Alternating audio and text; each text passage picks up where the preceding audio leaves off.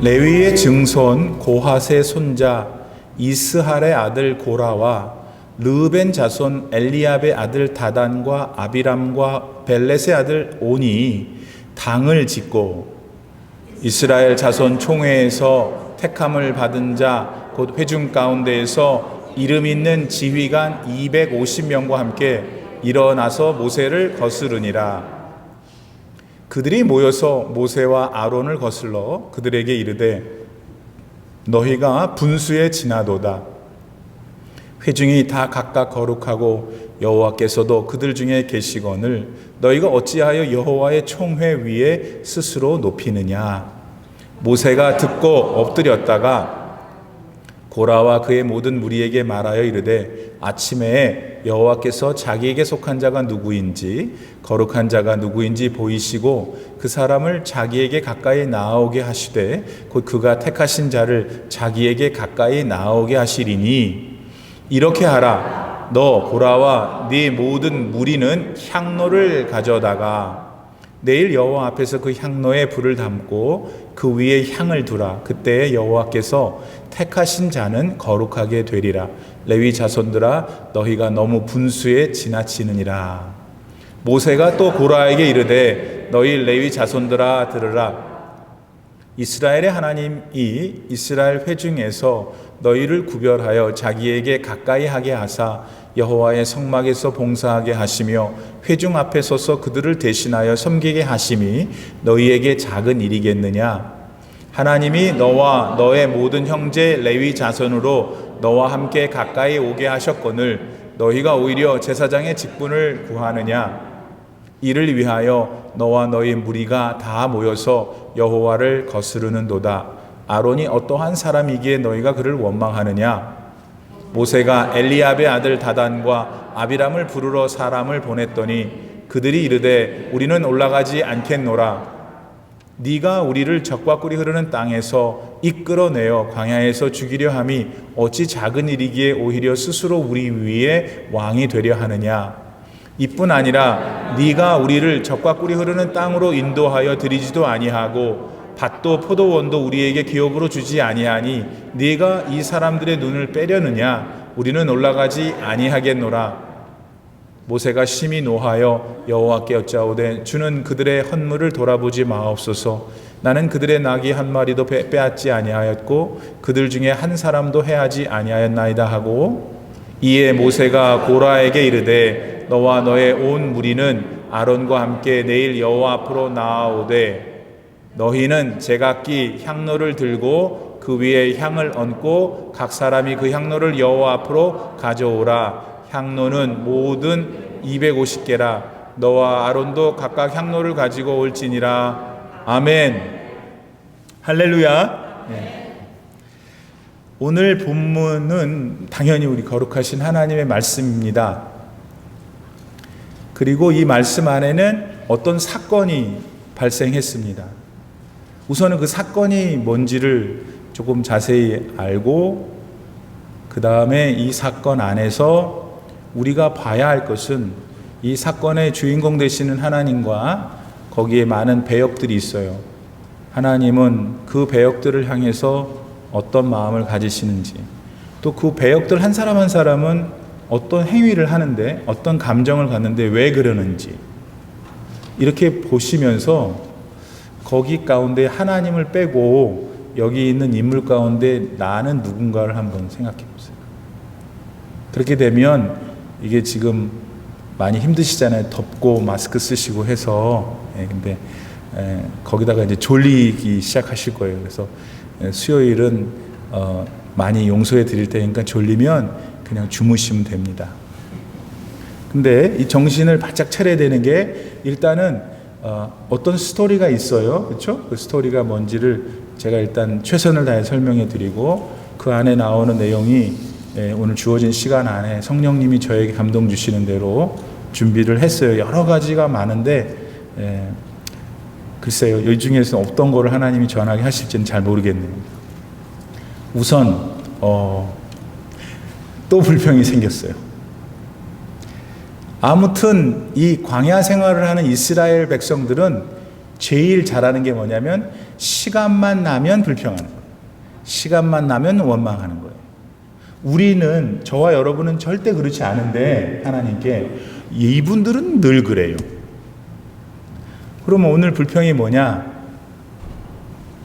어떤 사람들이 모세하고 아론을 지칭하면서 이제 말하기를, 왜 너희들만 대장이냐? 왜 너희 둘이 어디 들어가서 결정한 것을 가지고 나오면 우리가 다 따라야 하느냐? 우리도 하나님의 백성이고, 우리도 하나님이 역사하시고, 그리고 우리에게도 하나님 말씀하시니 우리도 너희들과 함께. 지금 정치 체제가 제사장 노릇하는 모습이 완벽하지 않다. 사람 바꾸자. 이거예요, 지금. 자, 일단 그것이 전체적인 큰 개요인데, 구체적으로 들어가면 누가 그랬냐면, 일단 그 고라라는 사람이 제일 주동자예요. 그 다음에 오늘 본문에 보면 다단, 아비람, 온. 그죠? 그 앞에 뭐 여러 누구의 증손, 장손, 그러면 막 정신이 하나도 없으니까 일단 엑기스만 들으시면 돼요. 이제 고라. 그 다음에 다단, 아비람, 온. 근데 일단 고라만 먼저 얘기할게요. 고라는 고핫 자손이라고 하는 그 자손의 이제 피예요. 고핫 자손은 레위 지파예요. 그러니까 고라도 레위 지파 사람이에요. 레위 지파 사람 중에서 이 고라는 하필 모세, 아론하고 사촌간이에요. 그러니까 학렬이 상당히 높아요. 근데 이분이 지금 뿔이 난 거예요. 왜? 야, 나도 모세, 아론 너랑 같은 형제인데 어째서 너희들만 다 해먹냐?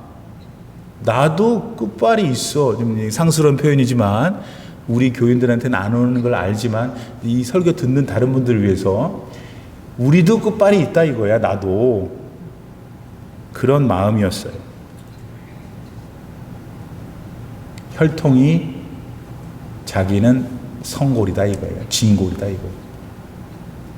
근데 여러분, 모세하고 아론이 무슨 혈통이 좋아서 지금 그 역할을 하는 겁니까? 잘생겨서 역할을 하는 겁니까? 돈이 많아서 역할을 하는 겁니까? 뭡니까? 하나님이 그들을 선택해서 하나님의 sovereignty, 주권으로 그들로 하여금 그 일을 하게 하셨기 때문에 하는 거예요. 아론이나 모세가 좋든 안 좋든 하나님이 그들에게 임무를 주셨고 그들의 입장에서는 소명을 받았기 때문에 그 일을 하는 거지. 지금 고라처럼 나도 너희들하고 학렬이 비슷하고 능력도 있고 뭐 내 따르는 사람도 엄청 많아. 사실은 250명이라고 하는 또 다른 그룹이 지금 이 모세와 아론한테 반대하는 그룹에 있죠.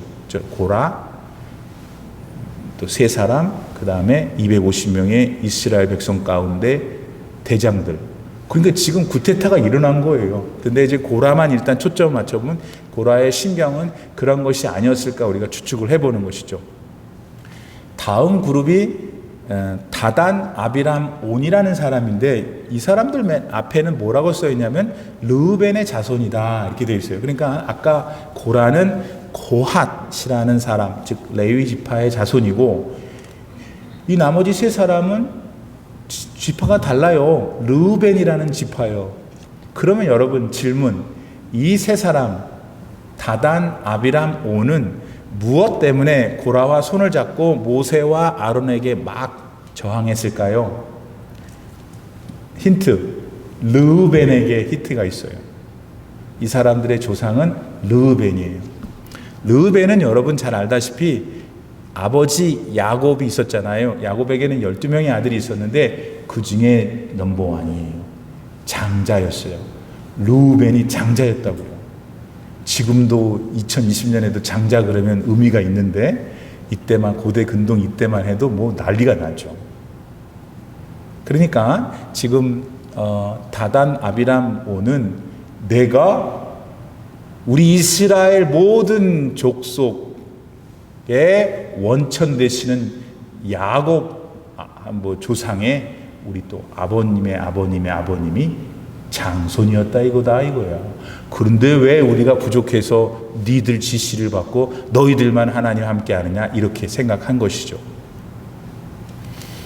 그런데 이분들은 뭐를 모르고 있었냐면 르우벤이 장손인 건 맞는데 글쎄 르우벤이 야곱의 아들 노릇을 하던 시절 무슨 나쁜 짓을 했냐면 야곱이 그 당시에는 좋지 않은 일이었고 나쁜 일이었지만 첩이 있었어요.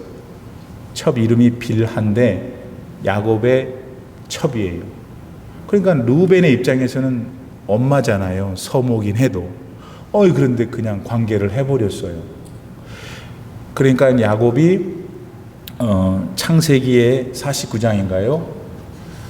르우벤을 축복할 때 너는 네 아비의 침상에 올라와 더럽혔으니 그거를 야곱이 지적해요. 그러면서 무엇을 빼앗냐면 르우벤이 갖고 있던 장자의 권리를 빼앗아 실질적으로는 네 번째 아들 유다한테 주죠.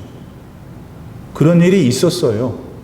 그러니까 지금 르우벤 자손, 즉 우리는 장손의 가문이었기 때문에 우리는 지금 너희들 모세와 아론만큼 혹은 더 우수하다 주장하고 있는 것은 하나는 알고 나머지 모르는 것이다. 어쨌든 지금 이 사람들은 그런 마음이에요. 조금 더 구체적으로 들어가면 사실 모세는 왕도 되고 제사장도 하고 뭐 다 했죠. everything. 그러나 하나님께서 성막을 지으신 다음에 그 성막을 운영하는 매니저하시는 분들을 독특하게 선택하셨잖아요. 레위 지파 가운데 다른 사람 하지 못하게. 그러니까 이제 레위 지파는 아무래도 성막과 관련된 종교적인 거, 신앙적인 거, 제사 업무를 더 독점적으로 했고 모세는 그 제사 업무까지 통관할하는 전 이스라엘의 정치적인 지도자였기 때문에 고라는 아마도 아론을 지칭하고 아론은 대제사장이었기 때문에 자기가 저거를 해먹고 싶은 거예요. 그 다음에 이 르우벤의 나머지 세 자식들이 왜 여기에 합류했냐면 자기들은 모세가 가지고 있는 일반 정치 행정적인 것들을 딱 먹으려고. 여러분, 그런데 친구는 어떨 때 돼요? 자주 만나야 친구가 돼요? 한 1년에 서너 번 만나야 친구가 돼요? 아줌마들도 보니까 같은 동네 옆집에 사는 아줌마들 진짜 친하더라고요. 싸우기도 질 잘하고요.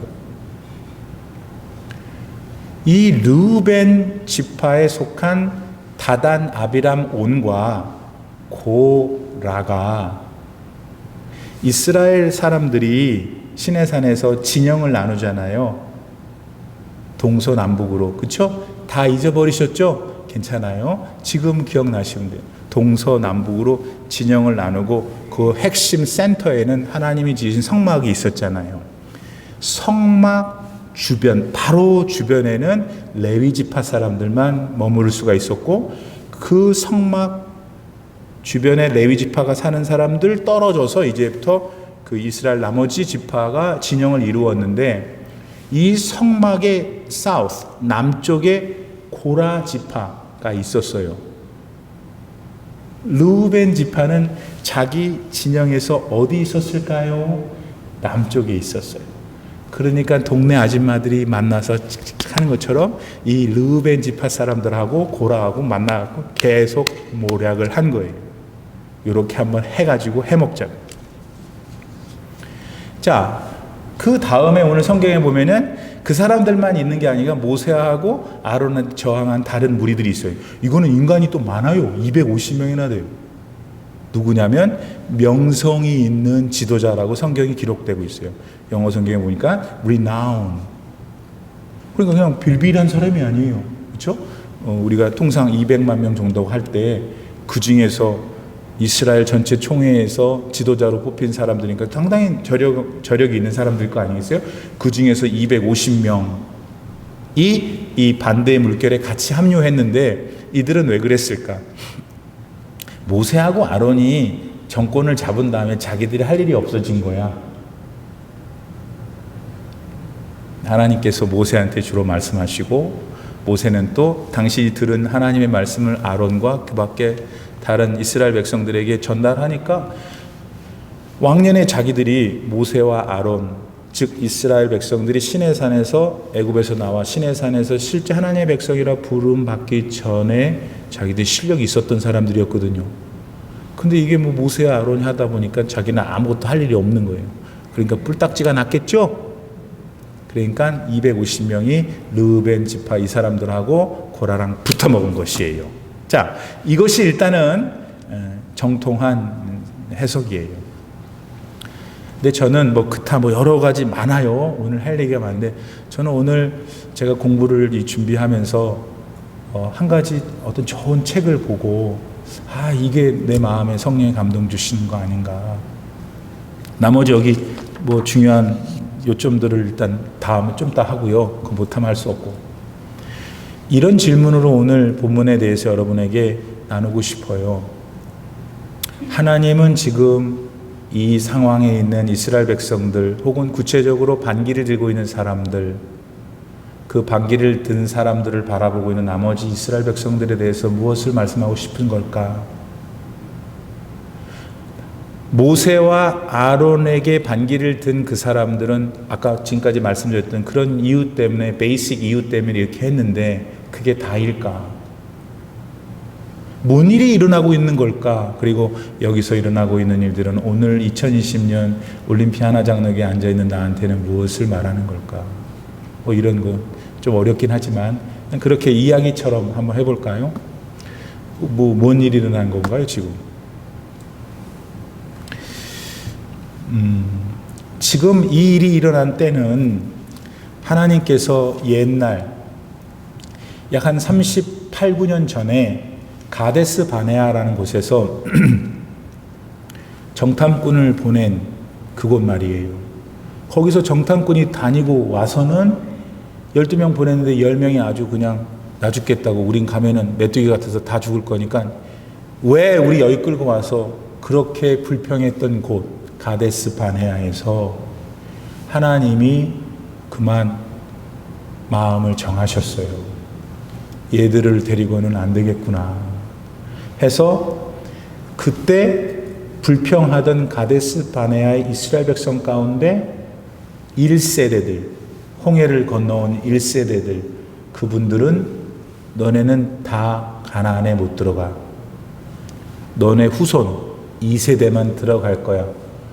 그리고 이제부터 너희들이 나에게 반항한 날수 곱하기 1년 해서 40년을 광야에 가서 살아. 이런 엄청난 징벌을 주셔요. 징계를 하셔요. 자, 그 후 이스라엘 백성들, 즉 그 소리를 들은 이스라엘 백성들이 광야를 이제 떠돈 거예요. 그러다가 오늘 이 반기가 나타난 때는 거의 하나님이 작정하시고 말씀하신 40년이 다 찾을 때였어요. 그러니까 조금만 더 기다리면 이제 어떤 하나님의 이제 무슨 결단이 있으실 그 즈음에 이 일이 생긴 거예요. 만약 이것이 사실이라면, 이런 추적이 진짜라면, 그리고 맞아요, 거의. 고라와 함께 했던, 즉 모세와 아론을 반대했던, 저항했던 사람들은 실제로는 겉모습으로는 모세하고 아론에 대해서 반대한 거지만, 뭐라고 하면서 니들이 뭐 우리 왕이냐? 왜 니들이 총에 니들 높이냐? 하면서 그들을 비난하는 것 같지만, 누굴 비난하냐면 지금 모세하고 아론 뒤에 계시는 하나님에 대해서 짜증을 내는 거예요. 여러분, 모세는 단 한 번도 교만한 적이 없어요. 자기들이 알아요. 고라가 모를 것 같아요? 르우벤의 자손들이 모를 것 같아요? 250명의 지휘자들이 모를 것 같아요? 자기들이 그렇게 막 하나님한테 원망하고 불평할 때 하나님이 다 죽이시겠다 할 때에도 모세가 뭐라 그랬어요? 차라리 날 죽이시라고, 이 사람들 다 살려놓으시라고. 중보기도해서 자기를 살려준 사람. 그때 오죽 했으면 하나님께서 모세를 향하여 얘보다 온유한 사람이 지면에 없다. 모세의 온유함이 지면에 승하다 그랬잖아요. 한 번도 교만해 본 적이 없어요, 모세는. 근데 지금 네가 왜 그렇게 교만하냐고 그러는 거잖아요. 왜? 그 모세 뒤에 계시는 하나님이 짜증이 났거든요. 왜 자기들을 이렇게 광야에서 뺑뺑이 돌리냐는 거예요. 자기 싫다는 거예요. 나머지 사람들도 다 동감하는 거예요. 자, 근데 솔직해 봅시다, 우리 여러분. 이 사람들 이해돼야 안 돼요? 나는 100번 이해되던데. 여러분 답하기 쉽죠, 이제. 목사가 얘기했으니까. 여러분 이해돼야 안 돼요? 여러분 광야에서 땡볕에서 뭐 먹을 것도 시원치 않고 그런데 계속 뺑뺑뺑 돌면 좋겠어요, 안 좋겠어요? 그런데 지금 누가 그거 하라고 그랬어요? 하나님이 그렇게 하라고 그랬잖아요. 그리고 그 이유는 그분들이 그 당시에 하나님 앞에 하도 말을 안 들으니까 하나님 방법 가운데 그렇게 생활하라고 하신 거죠. 왜? 자기들이 비록 가나안에 못 들어가도 그 생활 속에서 자기들의 후손들이 가나안에 들어갈 수 있도록 새로운 마음가짐으로 하나님을 향한 마음을 바꾸고 그들 스스로도 하나님 앞에서 뭔가 변화된 삶을 살 수 있는 기회를 주신 것이고 그 후손들이 마침내 가나안에 들어가 하나님의 은혜, 언약의 약속을 실현할 수 있는 새로운 기회로서의 광야 생활을 주신 거예요. 자, 여기까지는 여러분이 마음에 감동이 많이 안 올 거예요. 그런데 어쨌든 그런 면이 있다는 것을 저는 동감하고 여러분에게 그 마음을 나누고 싶어요. 그러니까 지금 초점은 모세와 아론을 비난하는 이 과정에서 이 지도자들이 왜 이러고 있냐면 지금 하나님한테 완전히 화가 나 있는 거예요. 그리고 지금 자기들은 광야로 가고 싶지 않다는 거예요. 14절 말씀에 보면은 고라를 모세가 만나고 그 다음에 르우벤의 자손들을 불렀잖아요. 그 사람들이 안 와, 부르는데도. 그러면서 하는 말이 우리는 절대로 다시 광야로 안 들어간다 이거죠. 그 말은 뭐냐면 차라리 광야 가서 그 똑같은 짜증나고 이 지리한 삶을 살 바에는 우리 가나안에 들어가게 해달라는 거야. 왜 가나안에 안 데려가는 거야? 니네가 대장이라면서. 우리가 가서 죽어도 된다는 거야. 차라리 싸우다 죽겠다는 거야. 아니면 아말렉이 산맥에서 내려오면 그놈들하고 싸우다가 죽든지. 그러면서 어떤 마음이 은큼한 마음이 있었냐면 자기들이 그렇게 싸우면은 이길 수도 있다고 생각한 거예요. 이기게 되면 하나님이 우리 때문에 못 이루었던 언약을 우리가 이룰 수 있다고 생각한 거예요. 그런데 모세와 아론만 쳐다보면 맨날 저거 하나님 주여 이러고만 하고 있으니 싫다는 거죠.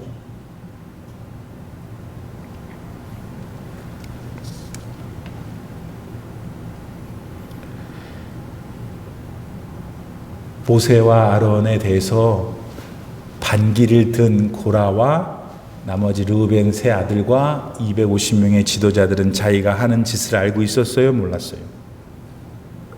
그들은 하나님 믿었어요? 안 믿었어요? 하나님에 대한 지식이 있었어요? 없었어요? 당연히 있었지. 그들은 하나님 믿었어요, 여러분.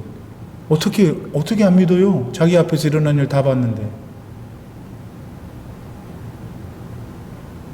여러분 하나님 아세요? 모르세요? 여러분 당연히 하나님 아시죠?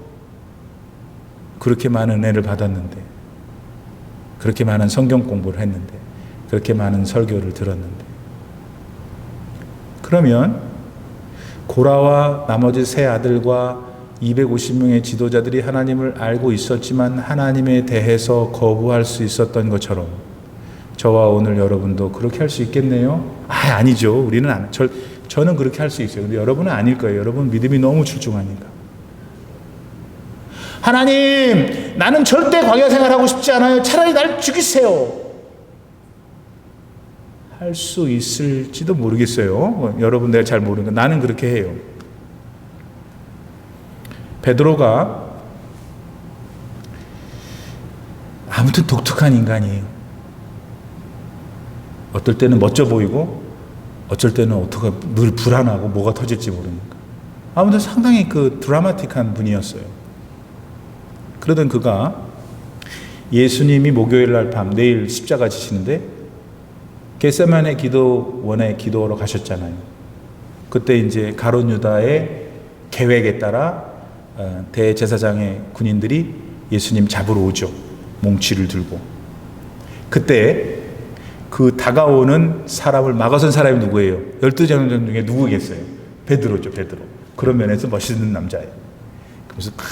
그래서 어느 복음서에 보면은 그냥 귀를 딱 내리치는데 그 사람이 이름이 말고였고 대제사장의 종인가? 그죠? 그 사람 귀가 탁 떨어져 나가니까 예수님이 귀를 다시 붙이면서 칼 쓰지 마라. 칼을 쓴 사람 칼로 망한다.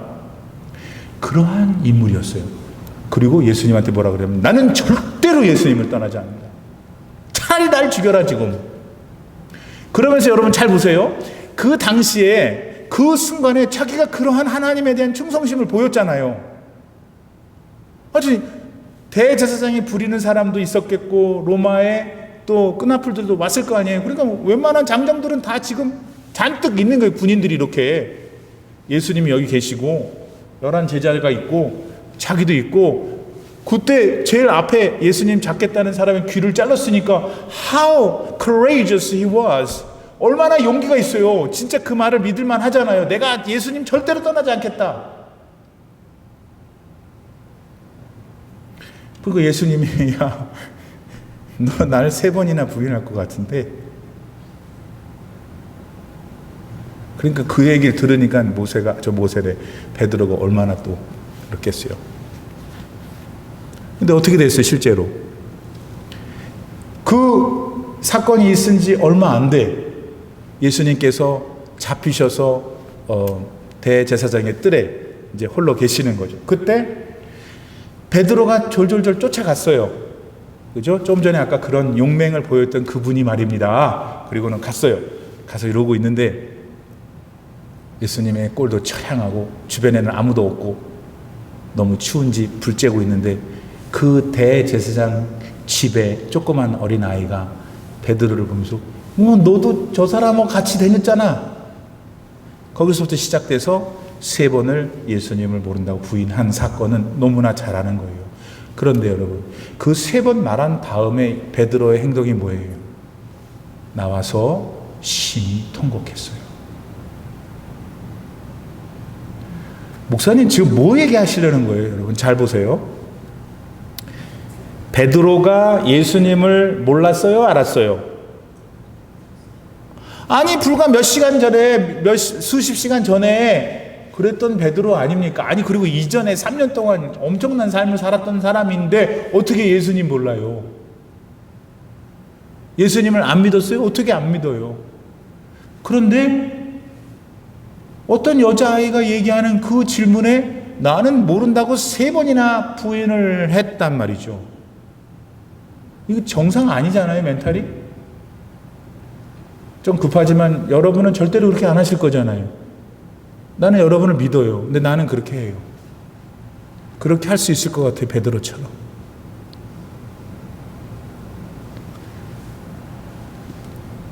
베드로는 예수님을 당연히 알고 있고 예수님에 대한 믿음도 있고 예수님에 대한 지식도 있었어요. 그런데 3번 부인했어요. 그러한 부인하는 자기 자신을 베드로가 본 거예요. 난생 처음으로.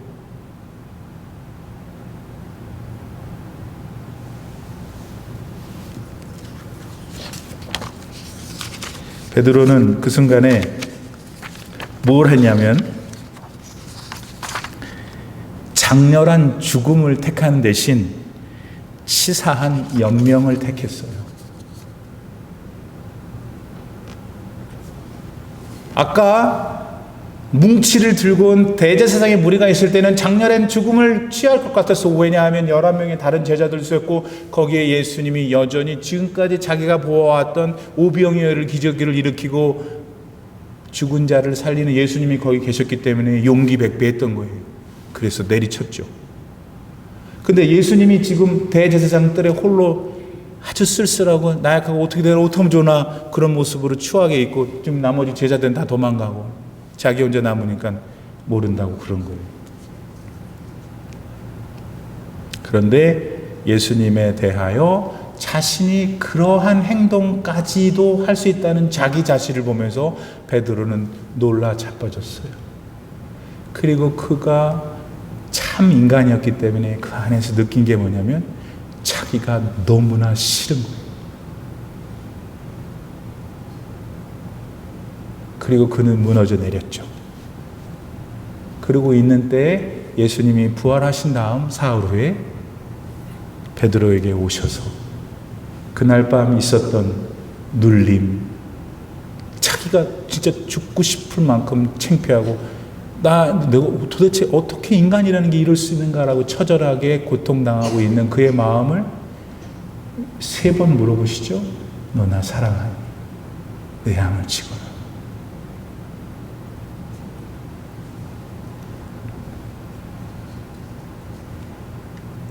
본문으로 돌아와서 민수기에 나타난 이 고라, 르우벤의 세 후손들, 그 다음에 250명의 지도자들도 다 베드로 같은 사람이었을 거라고 저는 생각해요. 근데 그들과 모세와 아론 사이에는 어떤 차이가 있고, 그것이 베드로가 훗날 예수님을 새롭게 만났을 때 가졌던 마음, 모세와 아론이 갖고 있었어요. 그 당시에. 여러분 생각해 보세요. 자, 모세를 깊이 생각해 봐요. 모세는 한 인간이에요. 우리랑 똑같은 성정이에요. 모세는 광야 생활이 더 싫었겠죠. 왜냐하면 이집트에서 40살까지 살다가 왕자로 세상에 좋은 건 다 누리다가 하나님 잘못 만나가지고 40년 광야 가서 있었잖아요. 미디안 광야에서 똥 치우고 양 치우다가 호렙산 그 불꽃에서 예수님을 만난 거예요. 하나님의 영을 만난 거잖아요. 베드로가 자기가 예수님을 부인한 그 순간 느꼈던 자기의 죄악된 모습을 모세가 거기서 본 거예요. 그러니까 바뀌었죠. 너 네 신발 벗으라고 그러죠.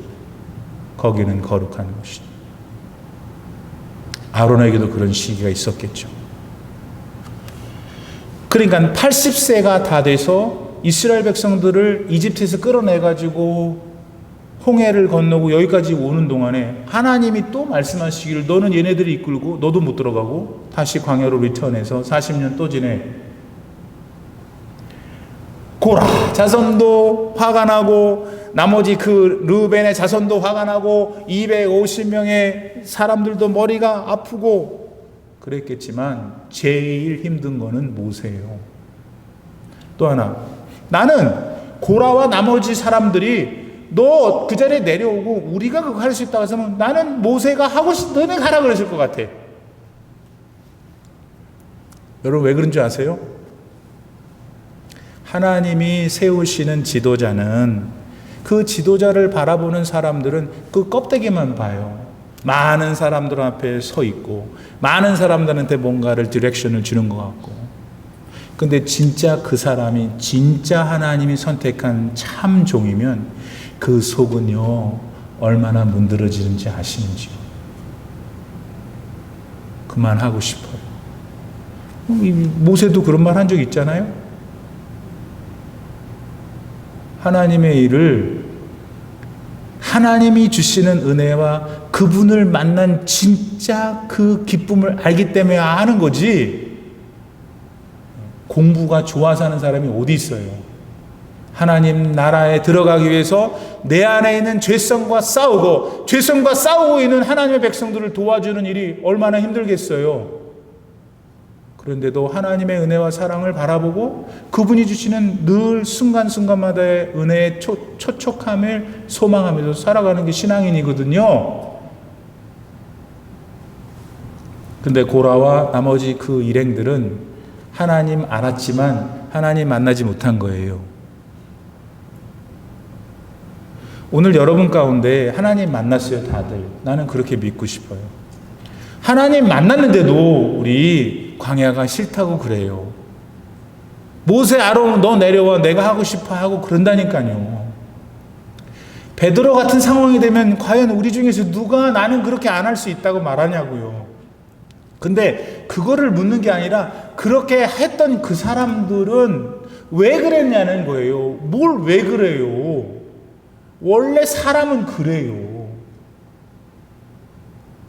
그러니까 그 상태에서 하나님 은혜, 예수 그리스도를 통한 바깥으로부터 오는 나의 치료가 없이는 내가 온전한 인간이 될 수 없다는 걸 깨닫는 것이 변하고 인격으로 하나님을 만나는 거예요. 오늘도 절로 건너가고 싶어요. 저기로 가고 싶다고요. 광야 안 가고 싶어요. 하나님이 하라는 거 안 하고 싶다고요. 알아요. 우리 가슴도 땡겨요, 그걸로. 그런데 거기 안 가는 거예요. 또 은혜를 더 깊이 느끼고 있으면 못 가는 거예요. 거기 가는 거 하나님이 싫어하고 거기 가면 내가 안 된다고 하는 것이고 내 생명 끝나는 것이고 왜 내가 주님의 십자가를 다시 지게 하는가. 이 같은 여러분에 대한 설명에 한 가지만 더 하고 끝낼게요. 이제 예수님 얘기를 합시다. 예수님께서 이 세상에 오셨잖아요. 오셔서 내내 하신 일이 뭐예요? 제가 지난 수개월 동안 예수님에 대한 설교만 많이 했는데 뭐 하셨어요? 이분은 맨날 만나는 사람들 어떻게 사회에서 그냥 어떻게 밑으로 1% 사람은 만났어요. 주무시고 답쓰시고 그런 시간 제외하고는 맨날 병 고치시고 설교하시고 그 다음에 뭐 더 하셨어요? 다 그것만 하셨잖아요. 뭘 입고요? 맨날 입던 옷 입고요. 맨날 신으시던 샌들 신고요.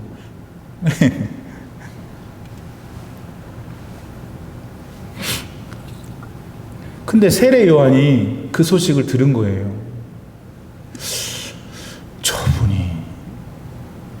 그분도 성령이 충만한 사람이니까 저분이 도대체 구약에 하나님께서 말씀하신 그 메시아 같은데 하니까 마음이 너무 궁금한 거예요.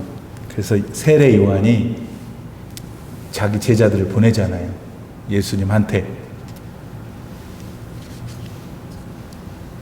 당신이 구약에서 말하는 메시아 아닌가요? 그러니까 예수님이 뭐라 그러셨어요? 요한한테 이렇게 전해라. 내가 하는 것 지금 가난한 자들에게 복음을 전하고 병든 자를 치료하고 죽은 자를 살리는 이 일, 이것이 나로부터 임하고 있다를 전하라 그랬죠. 그러면서 오늘 여러분하고 조금 우리는 이제 우리 교회가 수준이 높으니까 이걸 나누고 싶은 거예요. 그 다음에 그 말씀 하신 다음에 예수님이 뭐라고 덧붙여서 세례요한한테 전하라고 그랬냐면 마태복음 11장 6절 누구든지 나를 인하여 실족하지 아니하는 자는 복이 있도다. 저한테는 이 한국말이 어려워서 또 다른 성경을 찾아보니까 누구든지 나를 의심하지 않는 자는 복이 있을 것이다. 또 영어 성경을 한국말로 번역하면 누구든지 나 때문에 나는 저 양반 만나고 내 팔자가 이렇게 됐어 라고 생각하지 않는 사람은 복이 있다. 자, 이게 무슨 말이냐면 예수님이 이제 그렇게 얘기를 하셨어요. 세례 요한은 그 얘기를 듣고는 알았죠. 저분이시구나. 그 후 예수님은 하나도 변함없이 본래 하시던 일을 하셨던 거예요. 예루살렘에 이제 종려 주일날 그분의 사역을 마치시고 십자가에서 돌아가시기 위한 그날 주일날 아침에 예루살렘으로 들어가는 거예요. 그때 사람들이 호세엔나 하면서 막 종려나무를 가지를 깔고 난리가 났잖아요. 그때 누가 왕이었냐면 그 예루살렘에 이 세례 요한 목 잘라 죽인 헤롯 왕 안티파스인가요? 그 사람이 왕이었어요. 왕이 거기 있는데 그때 그 종려나무 가지를 깔고 나귀에 뭐 하고 하던 그 유대인들이 뭐라고 그러냐면 호산나 다윗의 자손이요. 왕이라고 불렀어. 왕. 무슨 얘기를 하려고 하냐면 예수님을 바라보는 많은 사람들, 그 중에 대다수는 예수님의 은공을 입은 사람들이죠. 병도 낫고 먹자 한 사람. 또 예수님의 그 독특한 설교에 은혜를 받았던 많은 의시되는 종교 지도자도 거기 잔뜩 있었어요. 근데 어떻게 해서 그 무리들이 갑자기 돌변해가지고 일주일도 안 돼서 예수님을 똑같은 사람들이 죽이라고 했는가? 질문. 그들이 호산나 찬송하리로다 외쳤던 예수님에 대해서 몰랐어요? 모르는데 어떻게 호산나 찬송하라고 해요? 예수님에 대해서 알았어요. 예수님에 대해서 믿음이 없었어요? 믿음이 있었지.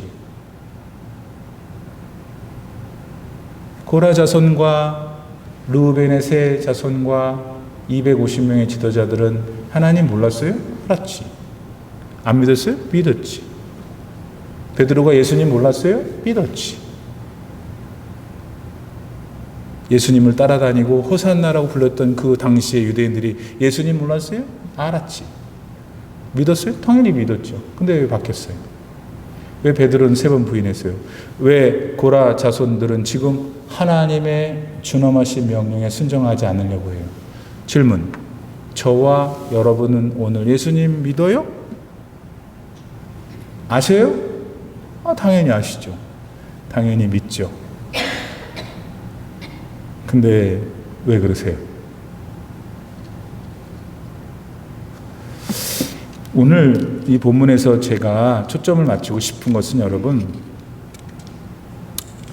우리의 신앙생활은 언제나 진짜 종교적인 언어가 아니라 예수님 은혜가 매일 필요하다고 느끼는 게 정상이고, 내가 지금 그 은혜를 사모하고 있는 게 정상이에요. 그러지 않으면 여러분은 잠시 예수님을 아는 지식으로 멀어진 거예요. 예수님의 은혜가 그립고 예수님의 은혜 생각만 해도 감동이 되고 눈물이 나는 것은 진짜예요. 왜?